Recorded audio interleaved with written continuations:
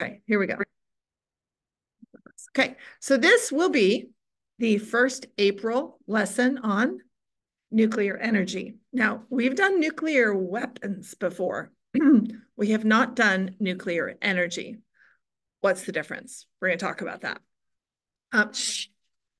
I'm in the middle of a class, okay? It's my little sweet fifth graders.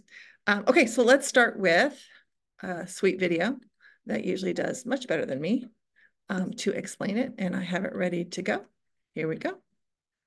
And bam. Energy to stop climate change. More and more voices from science, environmental activists, and the press have been saying so in recent years. But this comes as a shock to those who are fighting against nuclear energy and the problems that come with it. So, who's right? Well, it's complicated. To slow rapid climate change, the world needs to reduce greenhouse gas emissions to net zero. In 2018, 3/4 of global emissions were released through energy production, namely by burning fossil fuels. Energy is a broad term that describes all sorts of stuff, from moving things and people around to putting things big and small together or heating our homes. Currently, 84% of the world's primary energy comes from fossil fuels, 33% from oil, 27% from coal, and 24% from gas. Around 10% of the global oil supply is just used to burn in boilers to make our homes cozy and warm. Only about 16% of global energy is from low-emission sources, almost 7% from hydroelectric, 5% from solar, wind, bioenergy, wave, tidal, and geothermal combined, and about 4% from nuclear. So we pretty much rely on coal, oil, and gas to keep our civilization going, which means it's actually very hard to transition away from them. To have a chance of escaping fossil fuels without throwing humanity back into the Stone Age, one of the most impactful things we can do is to electrify as many sectors as possible. Electricity is the stuff that appears like magic when you plug something into a socket so you can watch YouTube. Every industry that can switch from burning fossil fuels to electricity needs to do so, from electric cars to electric heaters. Why do we need to bet so hard on electricity? Because we can produce electricity with low-emission technologies like solar, wind, or nuclear. So electricity is a real lever for a radical transition. But there are a few problems making this transition really hard.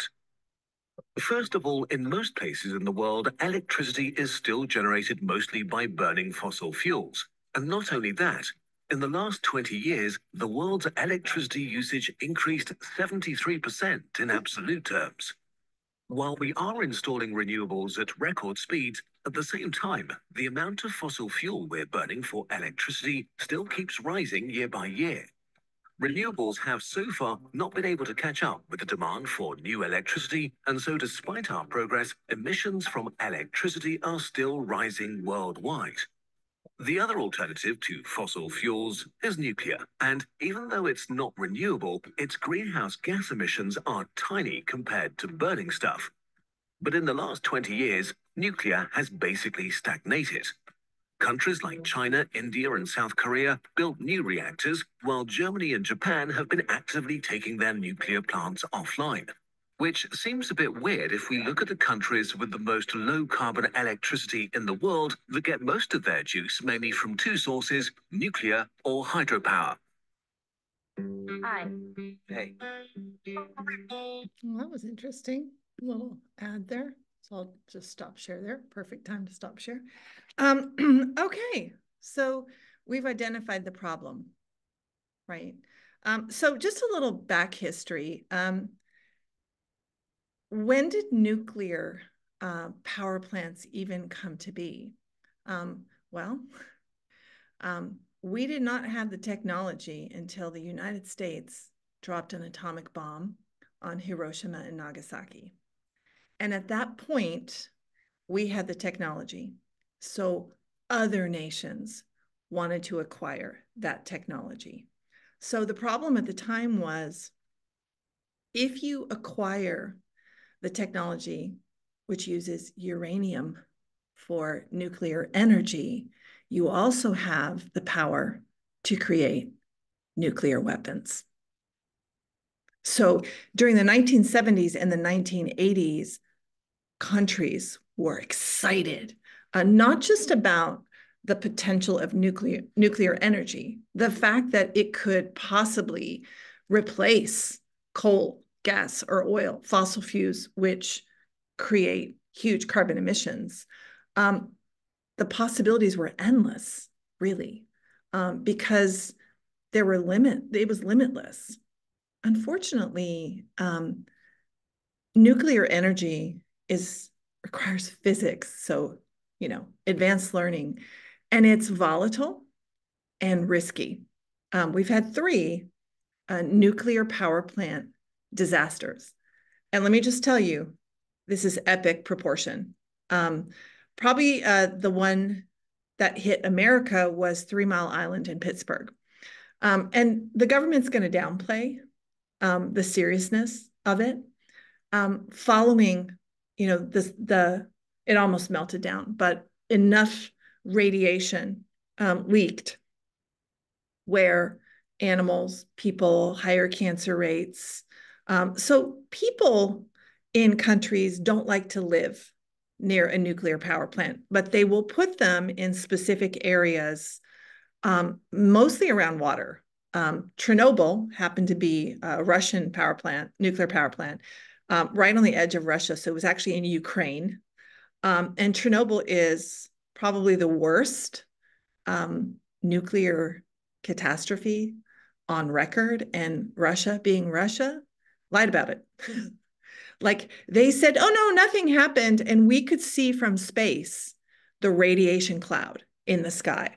And they tried to lie about it. So, by the way, Chernobyl, fascinating documentary on Netflix. There's also a mini series on Chernobyl. I encourage you to watch it. It is so incredibly fascinating.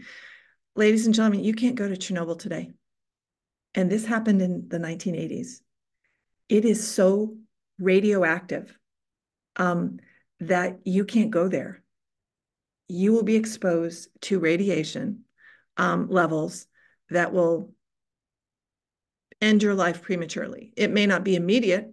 So what does radiation poison do? It will literally causes cancers, if you're pregnant, malformations, deformities.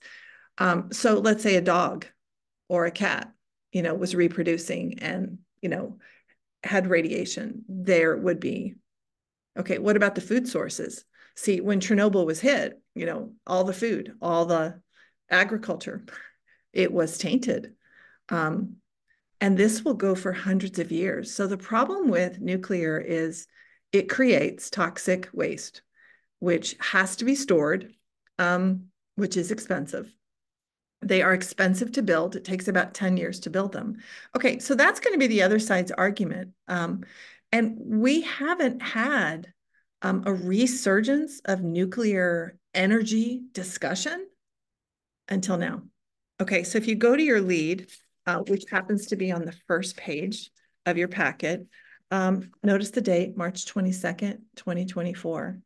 International leaders and government representatives from nations all around the globe attended the Nuclear Energy, International Atomic Energy Agency Nuclear Energy Summit.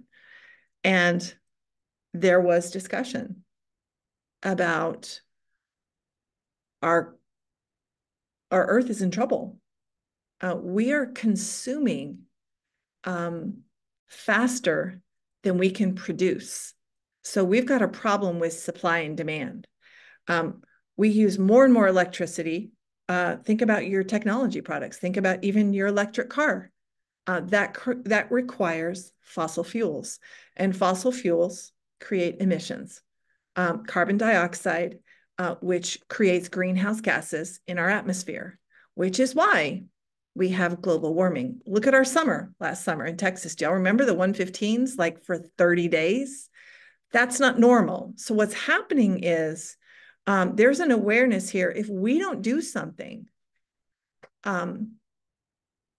we may not have a planet. We may be destroying the very planet that we live on. There was a third incident, and I'm going to bring it up in Fukushima, Japan, and it had no fault. 3 Mile Island and Chernobyl were because of man's errors. Fukushima was because of a tsunami. What are the odds that a tsunami hits? There are 3 power plants on Fukushima, and it's right off the ocean, and it got pummeled. So get this, Japan is still leaking radiation into the ocean bit by bit from that incident, which was from 2011. So we know the dangers of nuclear energy, okay, but we also have dangers with fossil fuels. Okay, so I want you to go to, I'm going to share the screen. I think this is really the coolest thing. Okay, that's my video. So let me go to, hello, my articles. Here we go. Let's scroll that down. There we go. Okay, so if you go to the very end, and this is the article where 30 nations have agreed and signed a document, basically like a treaty, that we will consider nuclear power.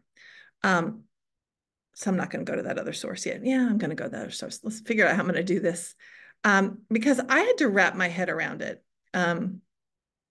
Fossil fuels, the dirty facts. Mining, drilling, and burning dirty energy are harming the environment and our health.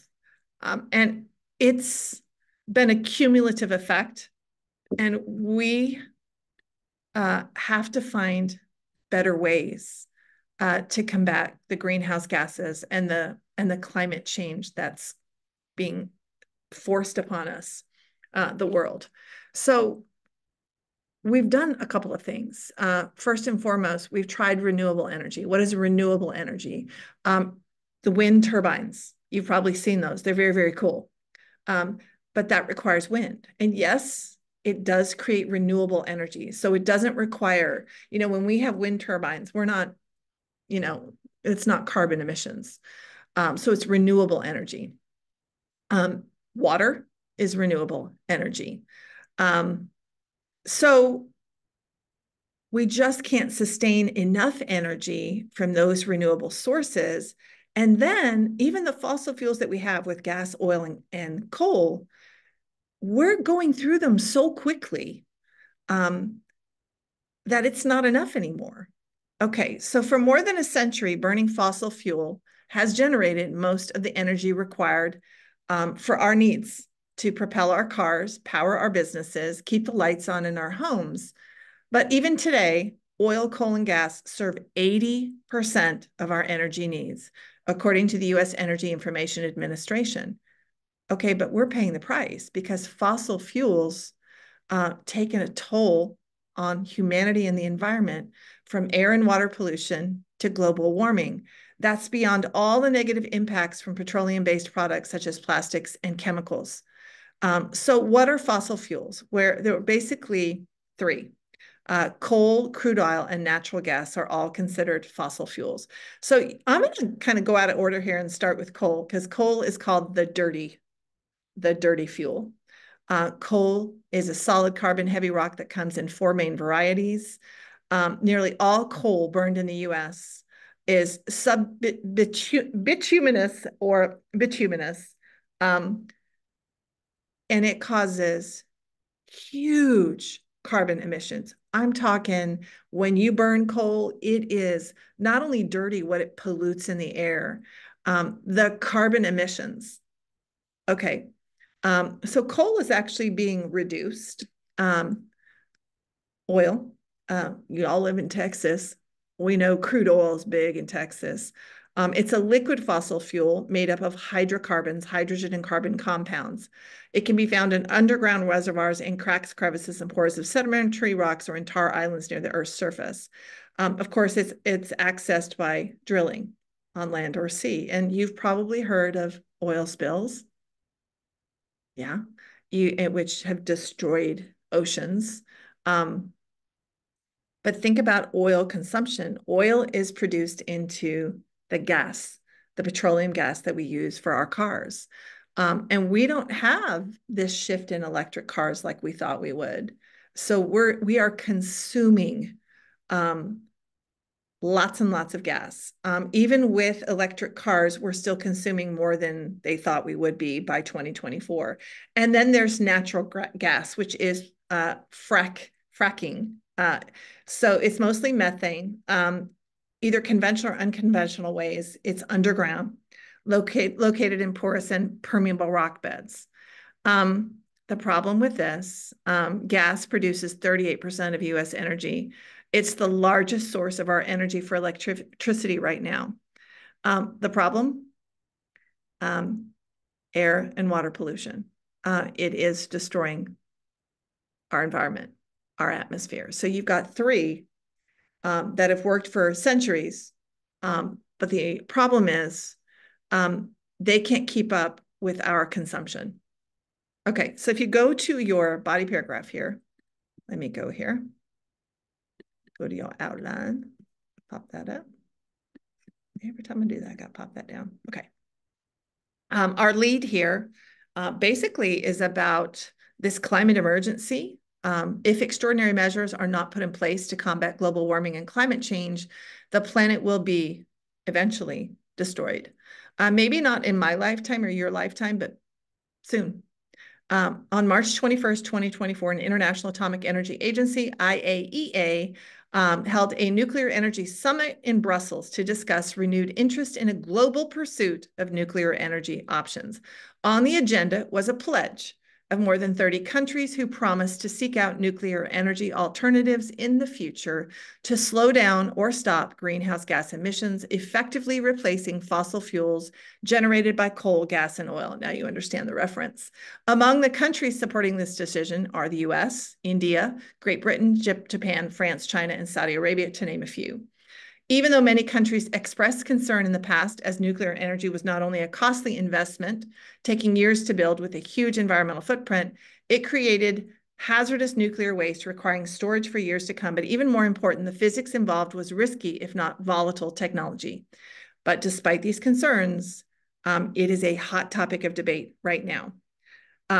Today, nuclear energy is only responsible for 10% of the world's energy demand.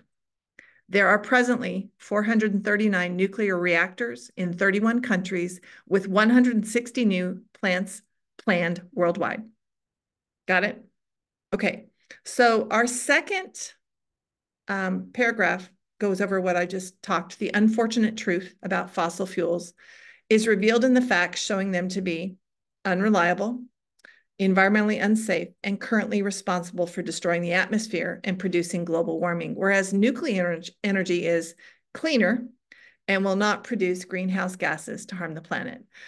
Once you construct the construction of a nuclear plant, yes, just the digging and creation of it creates carbon emissions. But once the plant is running, it uses water and nuclear fission.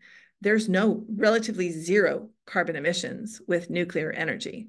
So point one is basically the bottom line is fossil fuels provide 80% of energy needs just in the US alone.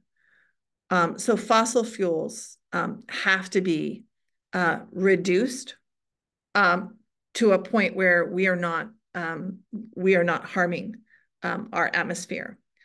So oil is responsible for about 35% of energy consumption, which is right here. Oil is 35. Coal is about 30%. Where is my, I don't remember where I put the other one.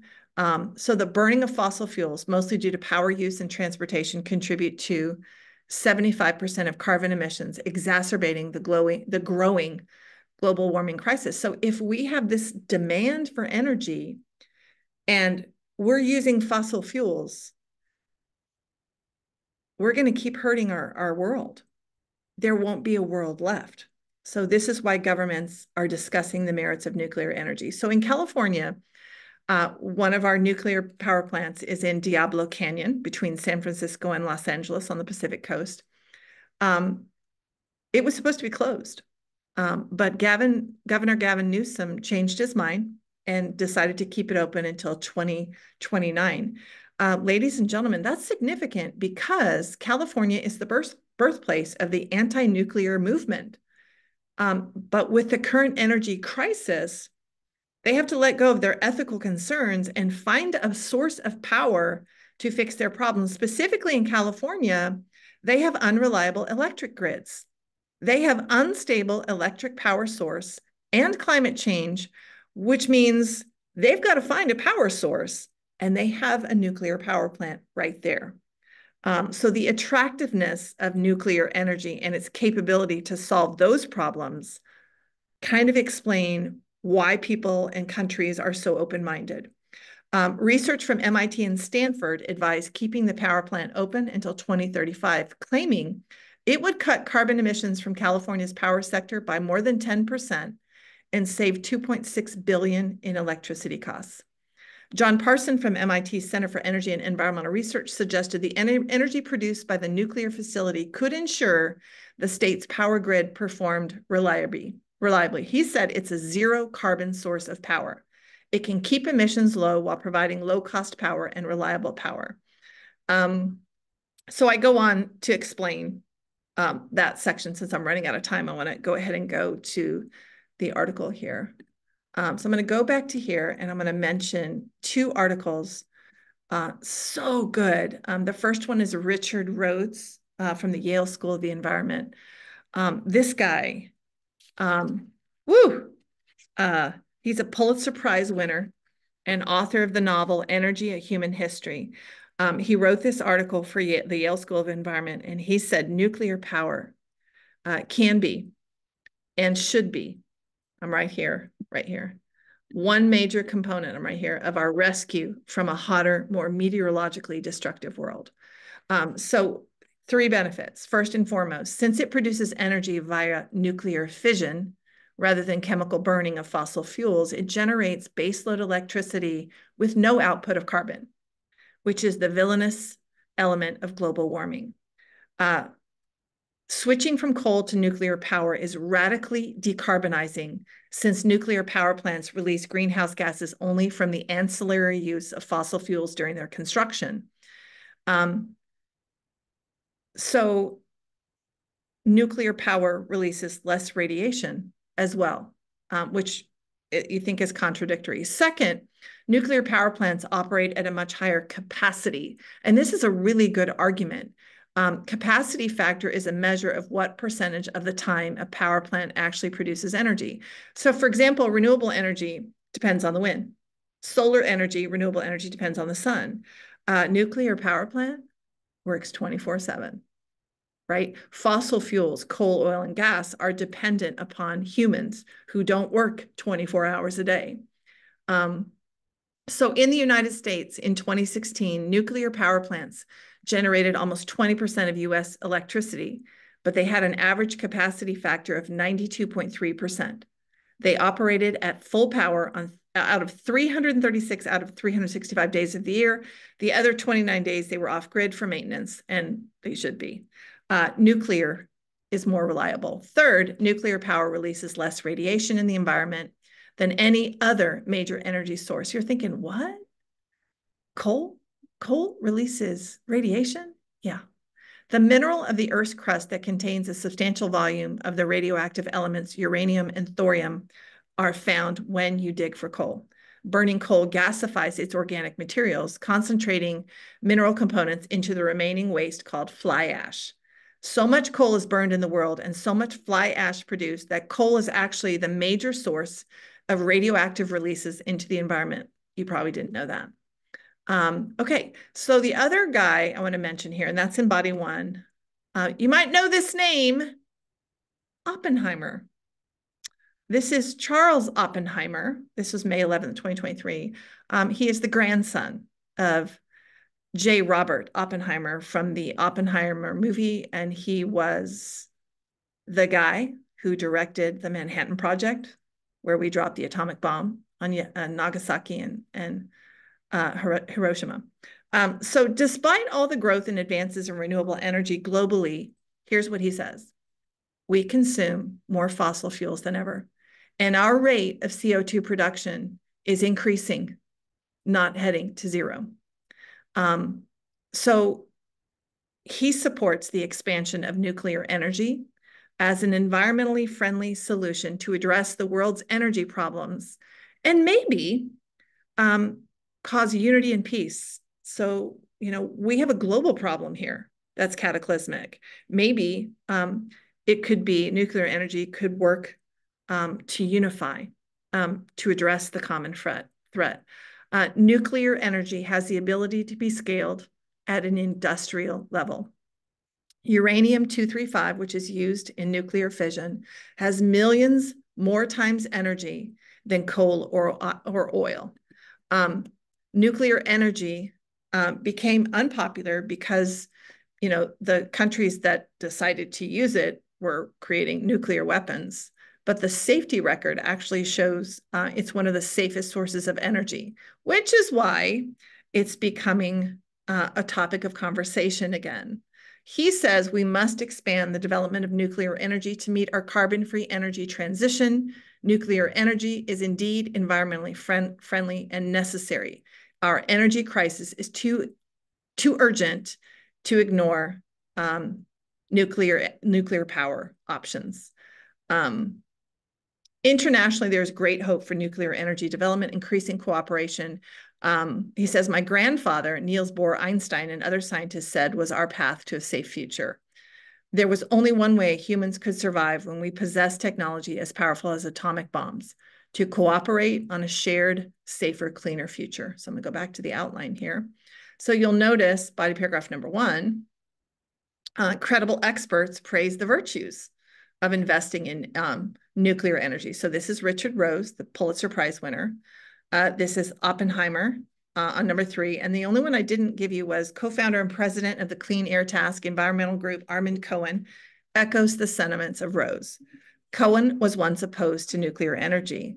Be quiet, please. I'm in a class. Just talk quietly. He has since experienced a change of heart because of the demand from fossil fuels, and there's no way to slow them down as demand for energy has increased too. Cohen explained their organization is concerned about the size of the energy system, as well as what is needed to sustain it. Replacing fossil fuels has become paramount due to global warming and its effect from carbonization. So nuclear power is constant and does not fluctuate like solar and wind. So some of the same arguments. It has a small land footprint, which is defined as the amount of land needed to produce a product. Since nuclear energy requires an initial cost to build a power plant, this means there's no further mining or burning of fossil fuels. Once a nuclear power plant is built, it is self-sustaining. And third, there are no limits to how much energy could be produced with nuclear fission, which can continually be scaled up as time goes on. Okay, so all in all, it would appear the present-day energy crisis around the world, as well as environmental climate changes, are prompting a change in attitude when it comes to the free, reliable power nuclear energy can offer. Yes, nuclear energy is risky and volatile, but much has been learned since the 1970s and 80s when nuclear power plants were in its infancy. Technology has evolved in 2024, and one would think the capabilities of nuclear energy are more relevant and timely than ever. The 3 nuclear power plant catastrophes at 3 Mile Island in Pittsburgh, Chernobyl in Ukraine, which was a Russian-owned facility, and Fukushima in Japan, resulting from a tsunami, were a wake-up call to what can happen if something goes wrong. And the sad truth is something is already wrong with our planet. There is too much energy consumption to meet the supplies from fossil fuels, which unfortunately release carbon into the atmosphere. Even with more attention on renewable energy sources, the reality today is the world needs immediate intervention, and nuclear power might be the solution. How to do? What do y'all think? Wow, right? I know. Yeah, Nora, what were you thinking? Uh, I think you did really good, but the thing is, you forgot to share the articles. Okay, I'll do that. So you just had to listen to me. Next time, text it in the box. I'll look at that. Just text it to me. I'll see it, okay? So I just didn't share it. It's on there. I just didn't share it. Okay. I'm going to do that real quick while we're online. Can you verify? Okay.